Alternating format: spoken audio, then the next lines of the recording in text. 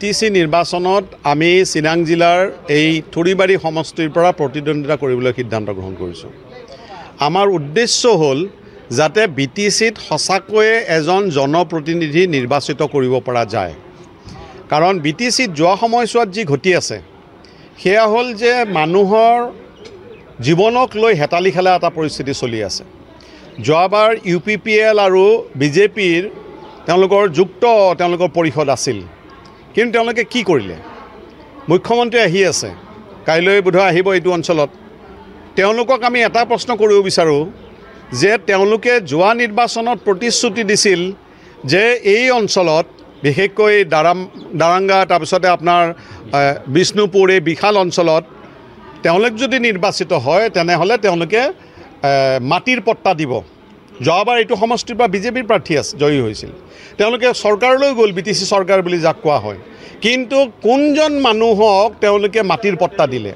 বৰং মানুহ সন্ত্ৰাসিত যে গোটেই অঞ্চলটোত যি একচনীয়া পট্টাৰ ব্যৱস্থা আছিল, মানুহে অন্ততঃ খাজনাখিনি দি থাকি এটা সাহস পাইছিল যে মাটি কেতিয়াবা পাব। এইখন চৰকাৰে এই মাটিৰ একচনীয়া মাটিৰ যিটো খাজনা এইটোও বন্ধ কৰি দিছে। গতিকে উচ্ছেদৰ ভাবুকিয়াটো মানুহৰ মাজত আছে।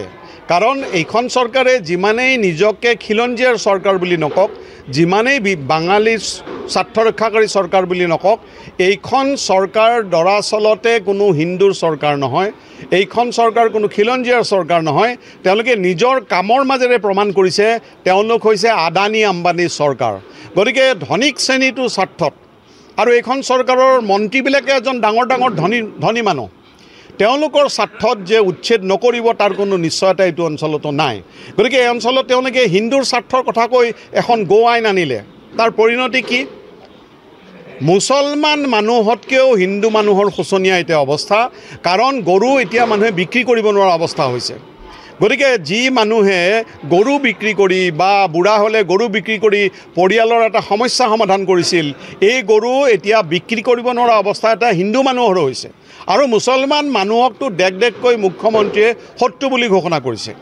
যি বড়ো মানুহৰ কথা কৈ পেলাই চৰকাৰলৈ আহিছিল, এই বড়ো পাৰ্টিবিলাকক কেনেকৈ শেষ কৰিব পৰা যায় তাৰ কাৰণে এইবাৰ BJP নিৰ্বাচনত নামিছে। গতিকে আমি এই গোটেইবিলাক কথা ৰাইজৰ মাজলৈ লৈ যাম আৰু জনসাধাৰণৰ সমস্যা BTCত কিয় মাটিৰ পট্টা দিয়াৰ কাৰণে, সকলোকে সমমৰ্যাদা দিয়াৰ কাৰণে, সম অধিকাৰ দিয়াৰ কাৰণে আমাৰ এজন প্ৰতিনিধি আমি নিশ্চিতভাৱে থুৰিবাৰীৰ পৰা যাতে নিৰ্বাচিত কৰিব পাৰোঁ, তাৰ কাৰণে জনসাধাৰণৰ মাজত কি ধৰণে যাম, কি ধৰণে আমি জনসাধাৰণৰ মাজত বিষয়বিলাক তুলি ধৰিম, তাৰ কাৰণে এটা পৰিকল্পনা আজি কৰ্মী সভাখনত গ্ৰহণ কৰা হৈছে। ঘোষণা কৰা নাই, আনুষ্ঠানিক ঘোষণা আমি গুৱাহাটীৰ পৰা আটাইকেইজন প্ৰাৰ্থী সম্পৰ্কে আমাৰ যি প্ৰাৰ্থী থাকিব সেই সম্পৰ্কে আমি ঘোষণা কৰিম। যিকোনো খবৰৰ বাবে যোগাযোগ কৰক 7099017330 লগতে 7099017110 নম্বৰত।